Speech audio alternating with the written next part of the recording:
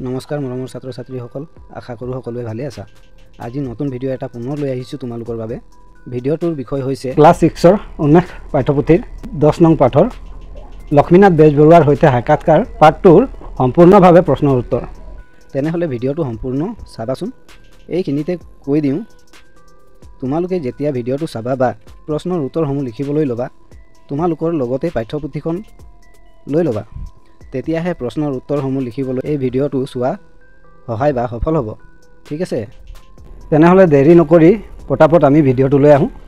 ক্ৰিয়াকলাপ পাঠ ভিত্তিক 1 নম্বৰত কি লিখা আছে? 1 নম্বৰত লিখা আছে, তলত দিয়া প্ৰশ্নসমূহৰ শুদ্ধ উত্তৰটো বাছি উলিয়াই সঠিক বিত্তৰটো পূৰ কৰা। জয়মতী ছবিখনৰ প্ৰথম দৰ্শনীৰ উদ্বোধন কোন ঠাইত কৰা হৈছিল? ক আখৰটোত লিখা আছে শদিয়াত, খ আখৰটোত লিখা আছে কলিকতাত, গ আখৰটোত লিখা আছে সম্বলপুৰত, ঘ আখৰটোত লিখা আছে জয়সাগৰত। উত্তৰত তোমালোকে লিখিবা খ আখৰটো কলিকতাত। নেক্সট কুৱেশ্যন কি দিছে? জয়মতী কথা ছবিখনৰ ডালিমী চৰিত্ৰটিৰ ভাও বেজবৰুৱাৰ কিয় ভাল লাগিছিল? ক আখৰটোত লিখা আছে ডালিমী এটি কালোপযোগী চৰিত্ৰ হোৱাৰ বাবে, খ আখৰটোত লিখা আছে ডালিমী এটি ঐতিহাসিক চৰিত্ৰ হোৱাৰ বাবে, গ আখৰটোত লিখা আছে ডালিমী চৰিত্ৰটি বেজবৰুৱাৰ মানস প্ৰতিমাৰ হোৱাৰ বাবে, ঘ আখৰটোত লিখা আছে ডালিমী চৰিত্ৰটি সৰল চঞ্চল প্ৰকৃতিৰ হোৱাৰ বাবে। উত্তৰত তোমালোকে লিখিবা গ আখৰটো ডালিমী চৰিত্ৰটি বেজবৰুৱাৰ মানস প্ৰতিমা হোৱাৰ বাবে। এইখিনিতে ক'ব বিচাৰোঁ যে তোমালোকে যদি আমাৰ চেনেলটোত নতুন আহিছা, তেনেহ'লে চেনেলটো ছাবস্ক্ৰাইব কৰি ল'বা আৰু বেলৰ আইকনটো ক্লিক কৰি ল'বা। তেতিয়াহে এনেধৰণৰ ভিডিঅ'বোৰৰ ন'টিফিকেশ্যন তোমালোকে প্ৰথমে পাবা। ঠিক আছে, আৰু ফেচবুকত চাই আছা তেনেহ'লে ফেচবুকৰ পেজটো ফ'ল' কৰি ল'বা।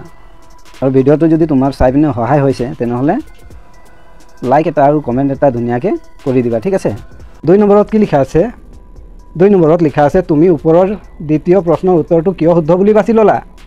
উত্তৰত তোমালোকে লিখিবা বেজবৰুৱাই ডালিমী চৰিত্ৰটিক তেওঁৰ মানস প্ৰতিমাৰ ৰূপ বুলি উল্লেখ কৰিছে, অৰ্থাৎ তেওঁৰ কল্পনাত থকা আদৰ্শ নাৰী চৰিত্ৰ যেনেই ভাবিছিল সেয়া ডালিমীৰ দৰে, সেইবাবে গ উত্তৰটো সঠিক।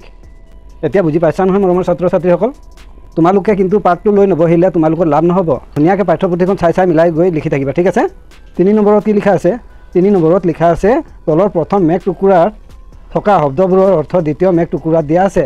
শব্দবোৰৰ অৰ্থ বাছি উলিয়াই লিখা। প্ৰয়োজন হ'লে অভিধান সহায় ল'বা। হেঁপাহ, গৰুৰ পক্ষী, সাৰ্থক, সফল, হাইলাখ, দুখ, প্ৰতিমা, মূৰ্তি, ক্ৰুতি, উৎসাহিক, অনুপ্ৰাণিক, হাবিয়াস, গুৰুণ্ড, সদৃশ্য। উত্তৰটো তোমালোকে লিখিবা হেঁপাহ, হেঁপাহ মানে হাবিয়াস, সাৰ্থক, সাৰ্থক মানে সদৃশ্য, হাইলাখ, হাইলাখ মানে সফল, প্ৰতিমা, প্ৰতিমা মানে মূৰ্তি, ক্ৰুতি, ক্ৰুতি মানে দুখ, অনুপ্ৰাণিক, অনুপ্ৰাণিক মানে উৎসাহী, গৰুণ্ড, গৰুণ্ড মানে গৰুৰ পক্ষী। এতিয়া বুজি পাইছা নহয়? 4 নম্বৰত কি লিখা আছে? 4 নম্বৰত লিখা আছে তলত দিয়া প্ৰশ্নকেইটাৰ উত্তৰ কোৱা আৰু লিখা। তোমালোকে কিন্তু বাৰে বাৰে কৈ আছোঁ কিতাপখন লগত লৈ বহিবা। ঠিক আছে, ক আখৰটোত কি লিখা আছে? ক আখৰটোত লিখা আছে প্ৰথম অসমীয়া কথাছবিৰ নাম কি? তোমালোকে উত্তৰত লিখিবা প্ৰথম অসমীয়া কথাছবিখনৰ নাম হ'ল জয়মতী। খ আখৰটোত কি লিখা আছে? খ আখৰটোত লিখা আছে জয়মতী কথাছবিখনৰ কিমান খ্ৰীষ্টাব্দত মুক্তি লাভ কৰিছিল? উত্তৰটো তোমালোকে লিখিবা জয়মতী কথাছবিখন 1935 খ্ৰীষ্টাব্দত মুক্তি লাভ কৰিছিল। গ আখৰটোত কি লিখা আছে? গ আখৰটোত লিখা আছে জয়মতী কথাছবিখন কোনে নিৰ্মাণ কৰিছিল? উত্তৰত তোমালোকে লিখিবা জ্যোতিপ্ৰসাদ আগৰৱালা নিৰ্মাণ কৰিছিল। ঘ আখৰটোত কি লিখা আছে? ঘ আখৰটোত লিখা আছে বেজবৰুৱাই জয়মতী কথাছবিখন উদ্বোধন কৰিবলৈ কোন ঠাইৰ পৰা আহিছিল? উত্তৰত তোমালোকে লিখিবা শ্বিলঙৰ পৰা আহিছিল। ঙ আখৰটোত লিখা আছে বেজবৰুৱাৰ কোনখন নাটকৰ আধাৰত জয়মতী কথাছবিখন নিৰ্মাণ কৰা হৈছিল? উত্তৰত তোমালোকে লিখিবা জয়মতী নাটকটোৰ আধাৰত নিৰ্মাণ কৰা হৈছিল। 5 নম্বৰত কি লিখা আছে? 5 নম্বৰত লিখা আছে তলত দিয়া প্ৰশ্নকেইটাৰ উত্তৰ আলোচনা কৰি কোৱা আৰু লিখা। ক আখৰটোত কি লিখা আছে? ক আখৰটোত লিখা আছে জয়মতী ফিল্মৰ ডালিমী চৰিত্ৰটি বেজবৰুৱাৰ সপোন কেনেদৰে দিঠক কৰিলে? উত্তৰটো তোমালোকে লিখিবা ডালিমী চৰিত্ৰটোৱে বেজবৰুৱাৰ কল্পনাত আদৰ্শ অসমীয়া নাৰীৰ প্ৰতিদ্বন্দ্বিত কৰিছিল। এই চৰিত্ৰটোৰ দৃঢ়তা, চঞ্চলতা আৰু আত্মবলিদানৰ স্পৃহাই তেওঁৰ মানস প্ৰতিমাৰ সাৰথি হৈ উঠিছিল। সেয়া তেওঁৰ বহুদিনৰ চিন্তাৰ ৰূপ দিছিল। তোমালোকে বুজি পাইছাতো? যদি বুজি পোৱা নাই তেনেহ'লে কমেণ্টত জনাবা। ঠিক আছে, খ আখৰটোত কি লিখা আছে? খ আখৰটোত লিখা আছে অসমৰ ফিল্ম ইণ্ডাষ্ট্ৰী সম্পৰ্কে বেজবৰুৱাৰ মত কেনেধৰণৰ আছিল? উত্তৰত তোমালোকে লিখিবা বেজবৰুৱাই বিশ্বাস কৰিছিল যে অসমত অসমীয়াৰ দ্বাৰাই এক নবীন শিল্পৰ আৰম্ভণি হৈছে। তেওঁ ফিল্ম সম্বন্ধে আশাবাদী আছিল যদিও বিভিন্ন মত থাকিব পাৰে বুলি তেওঁ স্বীকাৰ কৰিছিল। আখৰটোত কি লিখা আছে? গ আখৰটোত লিখা আছে বেজবৰুৱাই কি কাৰণত জয়মতী কথাছবিখন সফল হৈছে বুলি উল্লেখ কৰিছে। উত্তৰত তোমালোকে লিখিবা তেওঁ উল্লেখ কৰিছে যে নাট্যৰ চিত্ৰায়ন, চিত্ৰসমূহৰ প্ৰাণবন্ত অভিনয়, সংলাপ আৰু অসমৰ পৰিৱেশৰ নিখুঁত প্ৰতিছবিয়ে ছবিখনক সফল কৰি তুলিছে। 6 নম্বৰত কি লিখা আছে? 6 নম্বৰত লিখা আছে কোনে কাক কৈছিল লিখা। ক আখৰটোত লিখা আছে অসমৰ অসমীয়াৰ দ্বাৰাই আগেয়ে নোহোৱা নুবজা এনে এটা কাৰ্য চাবলৈ মোৰ বৰ হেঁপাহ হৈছিল। উত্তৰটো তোমালোকে লিখিবা উক্ত কথাষাৰ বেজবৰুৱাই কৈছিল ছবিখনৰ সম্পৰ্কে। খ আখৰটোত কি লিখা আছে? খ আখৰটোত লিখা আছে ফিল্ম সম্বন্ধে নানা মুনিৰ নানা মত। উত্তৰটো তোমালোকে লিখিবা বেজবৰুৱাই কৈছিল ফিল্ম সম্বন্ধে মত প্ৰকাশ কৰি। গ আখৰটোত কি লিখা আছে? গ আখৰটোত লিখা আছে এই আশা পূৰ্ণ হ'ব যে নহয় ঈশ্বৰে জানে। উত্তৰটো তোমালোকে লিখিবা বেজবৰুৱাই নিজকে উল্লেখি কৈছিল। 7 নম্বৰত কি লিখা আছে? 7 নম্বৰত লিখা আছে গৰুণ্ডৰ উৰাও দেখি টিপচীয়ে যদি ভাবে যে মই তেনেকৈ উৰিব নোৱাৰোঁ তেতিয়া টিপচী উৰাও মাৰি লোকৰ হাঁহিয়াতৰ পাত্ৰ নহওঁ। তেন্তে টিপচীয়ে ভুল কৰিব। শিক্ষকৰ সহায় লৈ কথাষাৰৰ তাৎপৰ্য ব্যাখ্যা কৰা। তোমালোকে উত্তৰত লিখিবা এই উক্তিটোৰ দ্বাৰা বেজবৰুৱাই কৈছে যে অন্যজনে যদি কিবা এটা বড় ব্যৱসায় কৰি বা ডাঙৰ ব্যৱসায় কৰি সফল হয় তেন্তে এয়া অনুকৰণ কৰিব নোৱাৰিলেও হীনমন্যতা বা নিজকে অপদাৰ্থ ভবাৰ প্ৰয়োজন নাই। কাৰণ মানুহে নিজৰ যোগ্যতাৰ সীমাৰ ভিতৰতে নিজ নিজ পদ্ধতিতেই সফলতা বিচাৰিব লাগে। টিপচীয়ে গৰুণ্ডৰ উৰাৰ অনুকৰণ কৰিবলৈ চেষ্টা নকৰি নিজ স্বভাৱত সন্তুষ্ট হ'ব লাগে। এইটো আত্মবিশ্বাস আৰু আত্মসন্মানৰ শিক্ষা দিয়ে। 8 নম্বৰত কি লিখা আছে? 8 নম্বৰত লিখা আছে সাক্ষাৎকাৰটোত কোনখিনি কথা তোমাৰ ভাল লাগিছে আৰু কিয় ভাল লাগিছে দলত আলোচনা কৰা। উত্তৰত তোমালোকে লিখিব পাৰা লক্ষ্মীনাথ বেজবৰুৱা জ্যোতিপ্ৰসাদ বোপাৰ তেওঁ 3টা বস্তু আছে হাতত ধন, মূৰত শিক্ষা আৰু হুকুমাৰ শিল্পকলাৰ জ্ঞান। অৱশ্যে তেওঁ লগৰীয়াসকললৈকো যে মই শলাগৰ ভাগ থোৱা নাই এনে নহয়, তেওঁলোকৰ সহযোগিতা এহাহুদীয়াভাৱে নোৱাৰিলেহেঁতেন। আমাৰ কথাতে কয় তহু আঙুলিৰে খায় কিন্তু বুঢ়াই হেঁচুকিলেহে যায়। জ্যোতিপ্ৰসাদ বুঢ়া আঙুলি সেয়াই ভাল লাগিছে। জানো আহা পাঠটি তোমালোকে নিয়ন্ত্ৰণ, কাৰণ, পৌৰাণিক, আচৰণ এই শব্দটো পাইছা। প্ৰতিটো শব্দতে মূৰ্ধন্য ন বৰ্ণটো আছে। এই শব্দকেইটাৰ মূৰ্ধন্য ন ব্যৱহাৰ হোৱাটো নিৰ্দিষ্ট কাৰণ আছে। এই ক্ষেত্ৰত ইয়াত নত্ব বৃদ্ধিৰ নিয়ম প্ৰযোজ্য হৈছে। এই নিয়ম অনুসৰি শব্দত থকা ৰি, ৰ আৰু খ মূৰ্ধন্য খ ৰ পাছত দন্ত্যই মূৰ্ধন্য ন হয়। উদাহৰণস্বৰূপে ঋণ, তৃণ আদি শব্দকেইটা মূৰ্ধন্য নৰ আগত ৰি আখৰটো থকাৰ কাৰণে নিমন্ত্ৰণ, কিৰণ, পৌৰাণিক, আচৰণ আদি শব্দকেইটাত মূৰ্ধন্য নৰ আগত ৰ থকাৰ কাৰণে গৱেষণা, বৰষুণ আদি শব্দকেইটাত মূৰ্ধন্য নৰ আগত মূৰ্ধন্য খ থকাৰ কাৰণে মূৰ্ধন্য ন হৈছে। 9 নম্বৰত কি লিখা আছে?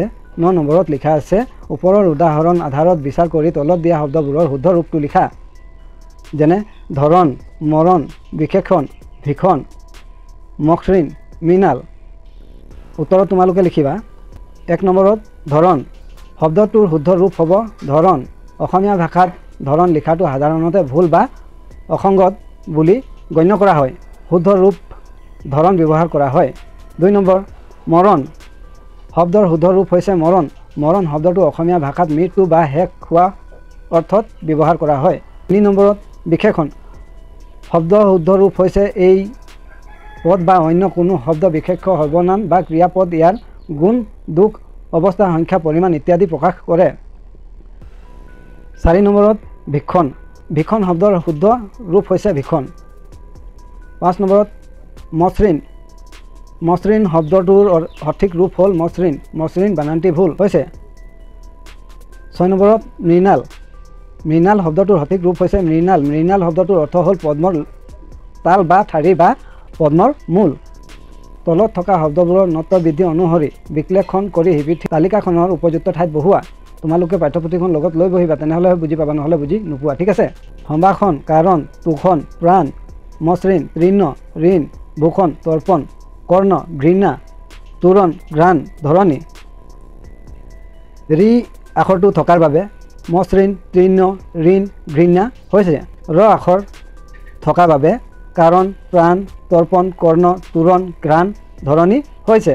মূৰ্ধন্য খ থকাৰ বাবে সম্ভাষণ, তোৰণ, ভূষণ শব্দটো হৈছে। তোমালোকে ধুনীয়াকৈ এনেকৈ মিলাই লিখি গৈ থাকিবা, ঠিক আছে। 11 নম্বৰটোত কি লিখা আছে? 11 নম্বৰটোত লিখা আছে আৰ্হিটোত দেখুৱাৰ দৰে তলৰ বাক্য শাৰীত ভাৱ বহলাই লিখা। আৰ্হি 10 আঙুলিৰে খায় কিন্তু বুঢ়াই হেঁচুকিলেহে যায়। ভাত এগৰা খাবলৈ হ'লে যা যোগাৰ কৰাৰ পৰা মুখলৈ নিয়ালৈকে হাতৰ গোটেইকেইটা আঙুলিৰ প্ৰয়োজন হয়, কিন্তু খাবৰ বাবে বুঢ়া আঙুলিৰে মুখৰ ভিতৰলৈ ঠেলিবলগীয়া হয়। বুঢ়া আঙুলি অবিহনে ভাত খোৱাৰ কামটো সহজ নহয়। ঠিক তেনেদৰে কোনো এটা কাম সুকলমে সম্পন্ন হ'বৰ বাবে পৰিয়াল বা সমাজৰ এজন জ্যেষ্ঠ বা অভিজ্ঞ ব্যক্তিৰ প্ৰয়োজন হয়। সেই জ্যেষ্ঠ অভিজ্ঞ ব্যক্তিজনে দিয়া পৰামৰ্শ দি বা আগভাগ লৈ কাম এটা সম্পূৰ্ণ হোৱাত সহায় কৰে। ক আখৰটোত কি লিখা আছে? ক আখৰটোত লিখা আছে সজ কাৰ্যৰ সজ ফল, অসজ কাৰ্যৰ অসজ ফল। উত্তৰটো তোমালোকে লিখিব পাৰা বা লিখিবা। সজ কাৰ্যৰ সজ ফল, অসজ কাৰ্যৰ অসজ ফল। এই ভাৱটো বুজায় যে ভাল কাম কৰিলে ভাল ফলাফল পোৱা যায়, আনহাতে বেয়া কাম কৰিলে বেয়া ফলাফলৰ সন্মুখীন হ'ব লাগে। ই এক নৈতিক শিক্ষা যি মানুহক ভাল কাম কৰিবলৈ উৎসাহিত কৰে। এই ভাৱটোক এইদৰে বুজাব পাৰি। এইদৰে ধুনীয়াকৈ লিখি গৈ থাকিবা, ঠিক আছে। খ আখৰটোত কি লিখা আছে? খ আখৰটোত লিখা আছে ৰাইজে নখ জোকাৰিলে নৈ বয়। এই কথাষাৰ তোমালোকে উত্তৰত লিখিব পাৰা। এই পৃথিৱীত অসাধ্য বুলি কোনো কাম নাই। মানুহে ইচ্ছা কৰিলে যিকোনো কামেই সমাধান কৰিব পাৰে। অৱশ্যে কিছুমান গাইগুটীয়াভাৱে কৰাটো সম্ভৱ নহয়। তেনে ক্ষেত্ৰত সমূহীয়াভাৱে কামত আগবাঢ়িলে অসাধ্য যেন লগা কামো সহজ হয়। প্ৰকৃতি ৰাজ্যত ইয়াত উল্লেখ উদাহৰণ পোৱা যায়। পিপৰা, মৌ-মাখি আদিয়ে লগে ভাগে কাম কৰি একে কিছুমান কাম কৰে যাক দেখিলে আশ্চৰ্যবোধ হয়। পিপৰাই পৰ্বত খহাব পাৰে বুলি এটা কথা আছে, কিন্তু কোনো পিপৰাই গাইগুটীয়াভাৱে পৰ্বত খহাব নোৱাৰে। নখৰ ওপৰত সামান্য পানী ৰাখিব পাৰি, কিন্তু অলেখ মানুহে একেলগে নখৰ পানী জোকাৰিলে পানীৰ সোঁতৰ সৃষ্টি হ'ব। বিশেষকৈ ৰাজহুৱা কামত আদিত এই কথাষাৰ বাৰুকৈয়ে খাটে। ৰাজহুৱা বাট পথ নিৰ্মাণ, পুখুৰী খন্দা, মন্দিৰ, পুথিভঁৰাল আদি নিৰ্মাণ কৰা কাৰ্যত গাঁৱৰ ৰাইজ একগোট হৈ কাম কৰিলেহে কামটো সহজে সমাধান কৰিব পাৰি। এতিয়া আমি ভবাত তোমালোকৰ এই ভিডিঅ'টো নিশ্চয় সহায় হৈছে বুলি আশা কৰিছোঁ। এই ভিডিঅ'টো ইয়ালৈকে চোৱাৰ বাবে তোমালোকৰ বহুত ধন্যবাদ।